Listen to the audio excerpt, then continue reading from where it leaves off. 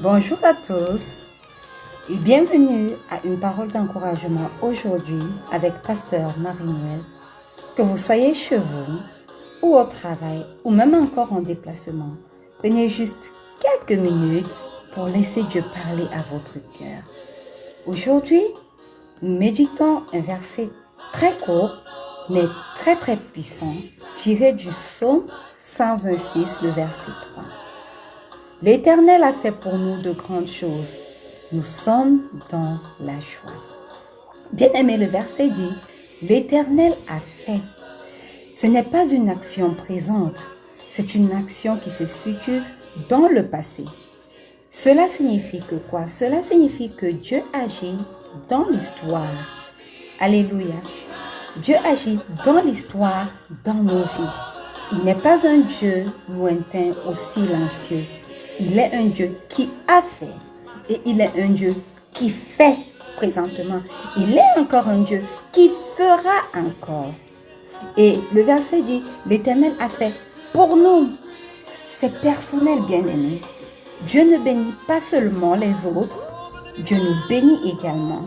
Et là, le psalmiste reconnaît que nous, son peuple, le peuple de Dieu, avons été directement touchés par sa main. Alléluia. C'est une invitation, mon frère, ma soeur, à regarder ce que Dieu a fait pour toi et non seulement autour de toi. Ne te focalise pas sur ce qu'il fait pour les autres. Regarde à ce qu'il fait pour toi, à ce qu'il a déjà fait pour toi. Alléluia. Et le verset dit encore, l'Éternel a fait pour nous de grandes choses. Dieu ne fait pas les choses à moitié. Ce qu'il accomplit, bien-aimé, dans nos vies dépasse souvent nos attentes. Et je crois que chacun d'entre nous peut le témoigner. Cela inclut quoi? Cela inclut des délivrances. Cela inclut des réponses à nos prières. Cela inclut des transformations même intérieures, aussi bien que des victoires inattendues. Alléluia. Rien n'est trop grand pour lui. Rien n'est trop grand pour son accomplissement. Et le verset dit, en sa partie finale, nous sommes dans la joie.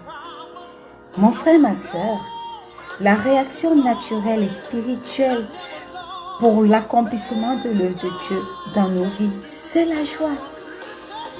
Et la joie, ce n'est pas simplement une simple émotion passagère, non, mais c'est une joie profonde. C'est une joie enracinée dans la reconnaissance de ce que le Créateur, de ce que le Dieu puissant a fait pour nous. Quand tu te rappelles, bien-aimé, ce que Dieu a déjà fait, la joie revient même au milieu des défis dans ton cœur. Et tu commences à le louer, tu commences à l'adorer. Alors aujourd'hui, bien-aimé, ne te laisse pas voler ta joie parce que tu ne vois pas encore. Regarde en arrière et rappelle-toi les grandes choses que l'Éternel a déjà faites pour toi. Rappelle-toi, souviens-toi de ce miracle, de cette porte ouverte. Rappelle-toi de cette paix retrouvée. Rappelle-toi de cette force surnaturelle au cœur de l'épreuve. Rappelle-toi de cette délivrance. Et même si ton présent semble incertain, ton passé témoigne déjà d'un Dieu fidèle. Et ce que lui, ce Dieu fidèle, a fait hier, il est capable de le faire aujourd'hui encore. Et il est capable de le faire demain encore.